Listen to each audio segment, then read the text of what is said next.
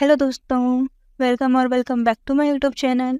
तो सबसे पहले जो लास्ट वीडियो मैंने क्वेश्चन किया था कि फोर आर्म में कितनी मसल्स होती हैं, तो उसका आंसर है 20, दैट इज़ 20। तो हमारे फोर आर्म में टोटल 20 मांसपेशियाँ या तो मसल्स होती हैं, ठीक है। तो बढ़ते हैं हम आज के अपने टॉपिक की तरफ। तो दोस्तों, आज मैं लेकर आई हूँ आप सभी के लिए एक और अमेजिंग सा टॉपिक, जिसका नाम है रिस्ट जॉइंट, या तो रेडियोकार्पल जॉइंट, या तो कलाई का जोड़। ठीक है, इतने सारे नामों से हम इसको बुलाते हैं। तो एक चीज़ मैं आप लोगों को पहले बताते चलूँ कि फ़िलहाल पे मैं जॉइंट्स कवर कर रही हूँ और ये मेरा दूसरा वीडियो है जॉइंट्स के ऊपर। तो ज़्यादा देर ना करते हुए चलिए हम वीडियो को स्टार्ट करते हैं। सबसे पहले ये जो रिस्ट जॉइंट है, ठीक है, इसको हम और भी नामों से बुला सकते हैं, जैसे कि रिस्ट जॉइंट तो नॉर्मली हो गया, ठीक है, कॉमन। दूसरा होता है रेडियोकार्पल जॉइंट, इस नाम से भी रिस्ट जॉइंट को बुलाया जाता है। कई बार ऐसा होता है कि जो एग्जामिनर है वो बच्चों को कन्फ्यूज़ करने के लिए या फिर पेपर को डिफ़िकल्ट दिखाने के लिए वो डायरेक्ट रिस्ट जॉइंट ना लिख के वो लिख देता है रेडियोकार्पल जॉइंट के बारे में बताओ।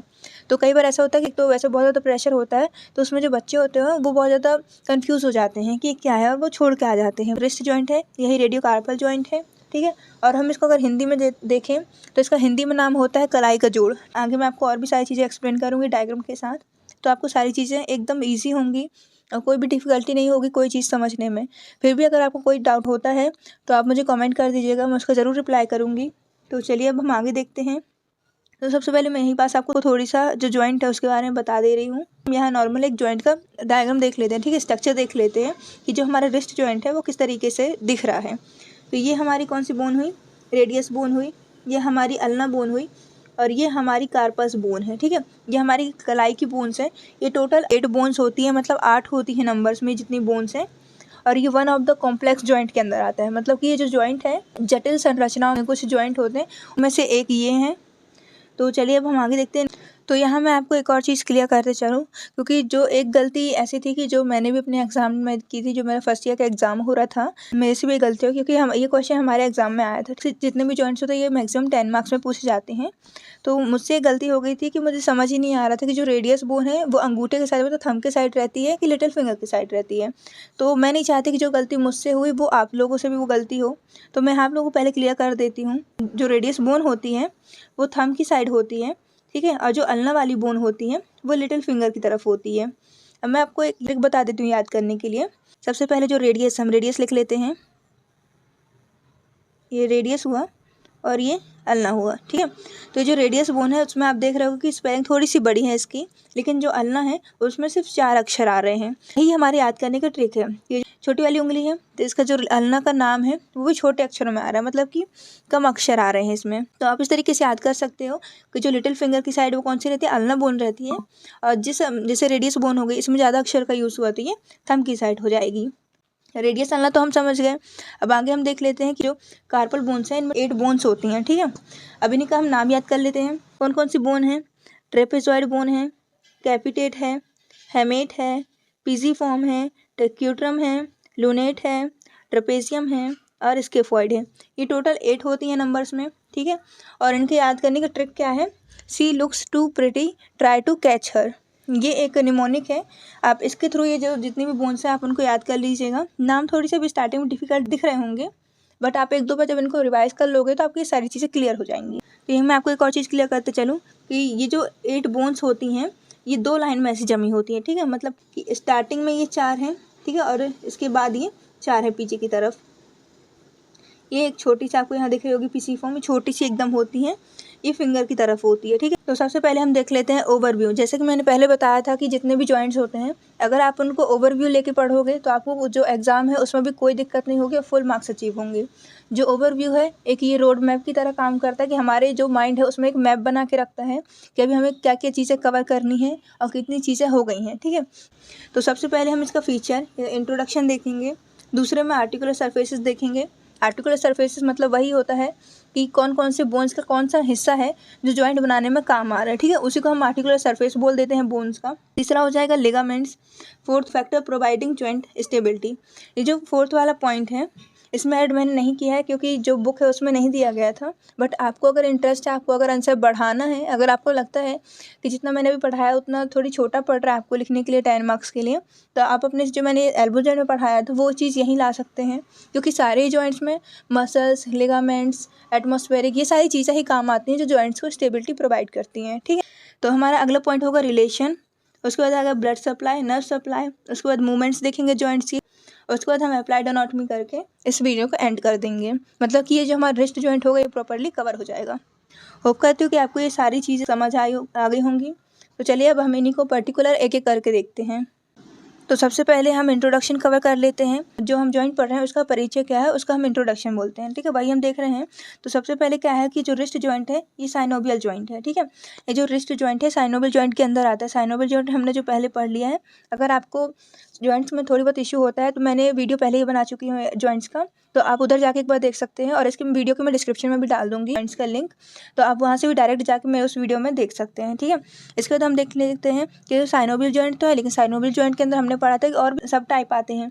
तो उसके अंदर कौन सा जो एलिप्सॉइड होगा वो है। ठीक है, इसके बाद हम इसके लोकेशन देख लेते हैं कि जो रिस्ट जॉइंट है ये कहाँ होता है। Between lower end of radius and the articular disc of ulna with 3 proximal carpal bones, scaphoid, lunate, triquetral. कि जो रेडियस और अल्ना बोन है इसके नीचे साइड, मतलब लोअर वाला एंड जो रेडियस और अल्ना का है, और इसकी 3 प्रॉक्सिमल कार्पल बोन्स जो स्टार्टिंग की 3 होंगी ये वाली। प्रॉक्सिमल मतलब पास की और डिस्टल मतलब दूर होता है। ठीक है, तो जो रेडियस अल्ना के पास वाली बोन्स होंगी वो कौन सी होंगी, ये तीनों। कौन कौन सी है, स्केफॉइड है, लूनेट है, टिक्यूट्रल है। ये सब मिलके क्या बनाती हैं, रिस्ट जॉइंट बनाती हैं। होप करती हूँ कि आपको इसका लोकेशन, वैरायटी, ये सारी चीज़ें क्लियर होंगी। तो हम आगे बढ़ते हैं। इसके बाद हम देख लेते हैं आर्टिकुलर सरफेसेस। ये हमारा दूसरा पॉइंट होने वाला है। आर्टिकुलर सरफेसेस मैं बता चुकी हूँ कि क्या होता है इसका मीनिंग, तो हम इसका डायरेक्ट देख लेते हैं कि ये क्या है। ठीक है, 2 सरफेस आ रहे हैं, एक तो अपर सरफेस और दूसरा लोअर सरफेस। जो अपर सरफेस है वो किससे बनता है, लोअर एंड ऑफ रेडियस से और आर्टिकुलर डिस्क ऑफ अल्ना से। ठीक है, पहला तो ये जो रेडियस और अल्ना है यहाँ पास जुड़ के यही एक जॉइंट बना रही हैं। दूसरा क्या है, लोअर सरफेस में, तो लोअर सरफेस में कौन कौन सी आ रही हैं, प्रॉक्सिमल कार्पल बोन्स, जैसे कि स्केफॉइड, लूनेट और टिक्यूट्रल। मतलब कि यहाँ पास जो 3 बोन्स हमको देखने को मिलेंगी कार्पल बोन्स की, ये सब मिलके क्या बना रही हैं, रिस्ट जॉइंट बना रही हैं। अगला हम देख लेते हैं, हमारा थर्ड पॉइंट है लिगामेंट्स। लिगामेंट्स बता चुकी हूँ कि जो लिगामेंट्स होते हैं वो हमारे जॉइंट को स्ट्रेंथ प्रोवाइड करते हैं। जो मसल्स होती हैं वो हमारे जॉइंट्स को मूवमेंट में हेल्प कराती हैं। तो हम देख लेते हैं कि जो लिगामेंट्स होते हैं उनमें पहला कौन सा आ रहा है, कैप्सुलर लिगामेंट। कैप्सुलर लिगामेंट जो क्या करता है, सराउंड करता है पूरे जॉइंट को, मतलब कि ऐसे पूरा सर्कल टाइप में ऐसे होगा। ठीक है, उसके बाद हमारा दूसरा आता है पाल्मर रेडियोकार्पल लिगामेंट, और तीसरा है पाल्मर अल्नोकार्पल लिगामेंट। ठीक है, ये मैं एक डायग्राम के थ्रू भी आपको समझाऊंगी। तो पहले हम देख लेते हैं कि होता क्या है। तो ये जो पाल्मर रेडियोकार्पल लिगामेंट है ये क्या होता है, अटैच करता है रेडियस को कार्पल बोन्स से। ठीक है, अब कार्पल बोन्स में तो 8 बोन्स थी, तो कौन सी वाली बोन्स से, स्केफॉइड से और लूनेट से। ठीक है, याद रखेंगे कि रेडियस साइड कौन सी आ रही है, स्केफॉइड आ रही है, और अल्ना साइड कौन सी आती है, पीजिफॉर्म, टिक्यूट्रल, ये वाली बोन्स आती हैं। और याद करने की ट्रिक आप ऐसे बना सकते हैं कि RS करके। ठीक है, ऐसे RS बना सकते हैं कि R से हो गया रेडियस और S से हो जाएगा स्केफॉइड। ठीक है, आप इस तरीके से देख सकते हो। तो ये क्या करता है, जो पाल्मर रेडियोकार्पल लिगामेंट होता है वो रेडियस को कार्पल बोन से अटैच करता है। कौन से वाले कार्पल बोन से, स्केफॉइड से और लूनेट से। ठीक है, तीसरा है पाल्मर रेडियोकार्पल लिगामेंट, ये क्या करता है, अल्ना से अटैच करता है टिक्यूट्रल को। तो आप यहाँ जैसे अभी आपने देखा कि जो पाल्मर रेडियोकार्पल लिगामेंट होता है वो रेडियस को स्केफॉइड से अटैच करता है। ठीक है, और यहीं पास लूनेट होती है इससे। और ये जो पाल्मर अल्नोकार्पल लिगामेंट है ये अल्ना को अटैच कर रहा है टिक्यूट्रल से। ठीक है, ये होप करते हैं आपको सारी चीज़ें क्लियर हो रही होंगी। और ये डायग्राम को जैसे मैंने यहाँ डायग्राम बनाया, आप ऐसा एकदम नीट क्लीन डायग्राम बना के आएंगे पेपर में तो एकदम बहुत अच्छे आपको नंबर मिलेंगे। तो हम अपना चौथा देखते हैं लिगामेंट कौन सा है, डॉर्सल रेडियोकार्पल लिगामेंट। डॉर्सल से आपको समझ ही आ रहा होगा कि डॉर्सल मतलब पीछे साइड हम जा रहे हैं, और रेडियोकार्पल मतलब कि रेडियस और जो कार्पल है इन दोनों का अटैचमेंट होगा। ठीक है, तो इसके आगे देख लेते हैं इसमें क्या दिया हुआ है, extend from posterior margin of lower end of radius to dorsal surface of scaphoid lunate टिक्यूट्रल। जो हमने भी यहाँ सेकेंड वाला पढ़ा था कि जो पाल्मर रेडियोकार्पल लिगामेंट है तो ये आगे से अटैच्ड हो रहा है, लेकिन ये जो डॉर्सल वाला ये सेम बोन्स को पीछे से कनेक्ट कर रहा है। मतलब कैसे, रेडियस का है लोअर एंड उसको किसके से अटैच कर रहा है, स्केफॉइड से, लूनेट से, टिक्यूट्रल से, बट पीछे वाली साइड से। ठीक है, मतलब पोस्टीरियरली कनेक्ट कर रहे हैं। तो अगला देखते हैं हमारा कौन सा आ रहा है, रेडियल कोलैटरल लिगामेंट। कोलैटरल मतलब कि कैसे, ऐसे टाइप का सर्कल टाइप का बनाना। ठीक है, रेडियल नाम आ रहा है, मतलब ये रेडियस बोन से कनेक्ट होगा। ठीक है, और यहाँ आप देख सकते हैं ulna collateral ligament. Collateral ligament आपको इनके नाम से क्लियर होगा कि कौन सा लिगामेंट किस बोन से और कैसे अटैच कर रहा है। ठीक है, तो बहुत अच्छे से हम देख लेते हैं। जो इस साइड वाले हैं वो रेडियल कोलैटरल लिगामेंट में आ रहे हैं, और इस साइड वाले जो है अल्नर कोलेटरल लिगामेंट में आ रहे हैं। ठीक है, जो लिगामेंट है क्या करता है, extend from styloid process of radius to scaphoid trapezium and first metacarpal. ठीक है, ये जो रेडियस बोन का जो स्टेलॉइड वाला प्रोसेस है, ये वाला प्रोसेस ये किस किस से अटैच कर रहा है, स्केफॉइड से अटैच कर रहा है, ट्रेपेजियम से अटैच कर रहा है और फर्स्ट मेटाकार्पल से ही अटैच कर रहा है। ये कौन सा है, रेडियल कोलेटरल लिगामेंट है। दूसरा क्या है, अल्नर कोलेटरल लिगामेंट। ये अल्नर कोलेटरल लिगामेंट क्या करता है, ये अल्नर की जो स्टेलॉइड प्रोसेस होती है उसको किससे कनेक्ट करता है, टिक्यूटरल एंड पीसीफॉर्म से। यहाँ आप देख रहे होंगे टिक्यूटरल और पीसीफॉर्म से जो अल्नर की स्टेलॉइड प्रोसेस है वो कनेक्ट कर रहा है लिगामेंट। ठीक है, इसका नाम क्या हो जाएगा, ulnar collateral ligament. Fourth point है हमारा रिलेशंस। तो पहले हम देखते हैं कि रिलेशन में एंटीरियर रिलेशन देखते हैं जो रिस्ट जॉइंट है उसका। तो इसमें कौन कौन से आ रहे हैं, लॉन्ग फ्लेक्सर टेंडन्स आ रहे हैं। तो लॉन्ग फ्लेक्सर टेंडन्स के यहाँ मैंने सारी मसल्स के नाम लिख दिए हैं, ये सारे टेंडन्स आएंगे इन सारी मसल्स के। ठीक है, जैसे कि मैंने इसे शॉर्ट फॉर्म में लिख दिया है, मगर इनके बहुत बड़े बड़े नाम हैं तो मैं यहाँ पूरा में नहीं लिख सकती थी। अगर आपको चाहिए हो तो मैं आपको एक मसल्स के ऊपर एक वीडियो बना दूँगी, तो आपको सारी मसल्स भी क्लियर हो जाएंगे। ठीक है, तो यहाँ हम शॉर्ट फॉर्म में भी बता दे रही हूँ। जो FDP है उसका क्या नाम है, फ्लेक्सर डिजिटोरम प्रोफंडस। दूसरा है FDS, फ्लेक्सर डिजिटोरम सुपरफिशियलिस है। FPL है, इसका क्या नाम है, फ्लेक्सर पॉलिसिस लॉन्गस। इसके बाद FCR, फ्लेक्सर कार्पाई रेडियलिस। ठीक है, ये चारों मसल्स के जो टेंडन्स है यहाँ क्या बनाते हैं, एंटीरियर रिलेशन बनाते हैं रिस्ट जॉइंट से। और दूसरे में क्या आती है, मीडियन नर्व। ठीक है, एक लॉन्ग फ्लेक्सर टेंडन्स और दूसरा मीडियन नर्व, ये दोनों चीज़ें किसका एंटीरियर रिलेशन बनाती हैं। उसके बाद हम पोस्टीरियर रिलेशन देख लेते हैं, extensor tendons of wrist and fingers with synovial sheath. जितने भी एक्सटेंसर टेंडन्स होंगे, जो एक्सटेंसर मसल्स वाली जितनी भी मसल्स आएंगी और साथ में ही जो साइनोवियल जॉइंट होगी वो भी जो पोस्टीरियर रिलेशन है वो बनाएगी। लेटरल रिलेशन कौन बनाता है, रेडियल आर्टरी। ठीक है, होप करती हूँ आपको रिलेशन भी क्लियर होगा। तो हम नेक्स्ट पॉइंट की तरफ बढ़ते हैं। तो हमारा नेक्स्ट पॉइंट है ब्लड सप्लाई। ठीक है, जो रिस्ट जॉइंट है उसको ब्लड सप्लाई कौन करता है, anterior and posterior carpal arches.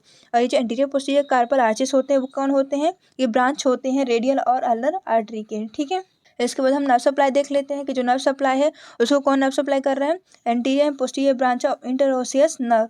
और ये जो एंटीरियर पोस्टीरियर इंटरओसियस नर्व होती हैं ये किसकी ब्रांच होती है, branches of radial and median nerve के ब्रांचेस हैं। ठीक है, इसके बाद हम देखते हैं मूवमेंट्स देख लेते हैं। मैंने अभी जो बताया कि मैंने ये सारी चीज़ें शॉर्ट फॉर्म में लिख दी हैं, तो आप लोग एक बार इन सब का फुल नेम देख लीजिएगा बुक से। तो चलिए आगे बढ़ते हैं।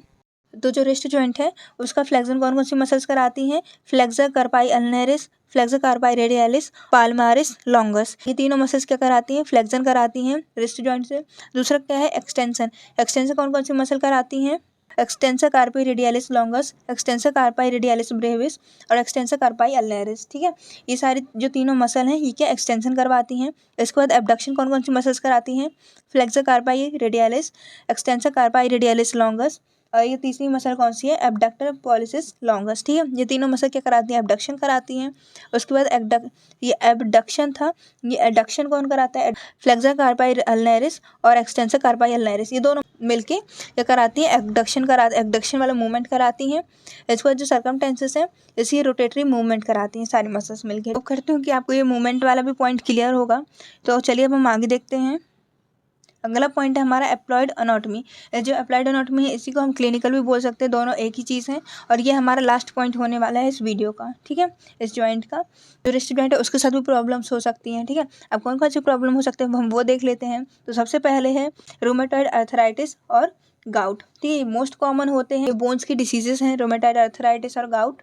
दूसरा क्या है, dislocation of wrist joint accidentally जो रिस्ट जॉइंट है उसका डिसलोकेशन हो सकता है, या तो फ्रैक्चर ऑफ स्केफॉइड और कार्पल बोन्स। ये तो जो स्केफॉइड है, ये जो कार्पल बोन्स है इसका फ्रैक्चर भी हो सकता है, या तो कार्पल टनल सिंड्रोम हो सकता है और स्वेलिंग ऑफ द जॉइंट्स। ये सारी प्रॉब्लम्स हैं, ठीक है, जो अप्लाइड एनाटॉमी में आती हैं।